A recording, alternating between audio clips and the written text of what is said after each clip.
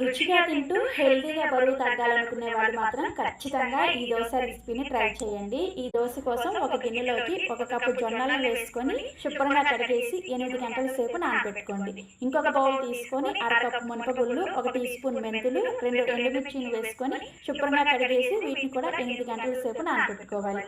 8 గంటల తర్వాత మనకి జొన్నలు చక్కగా నానిపోయాయి. అదేవిధంగా మినపగుళ్ళు కూడా చక్కగా నానిపోయాయి. మిక్సీ జార్లోకి నానబెట్టుకున్న మినపగుళ్ళు పావు కప్పు పలచగా ఉండే అటుకులను వేసుకొని తగినన్ని నీళ్ళను పోసుకుంటూ బాగా మెత్తగా గ్రైండ్ చేసుకొని ఒక గిన్నెలోకి వేసుకోండి.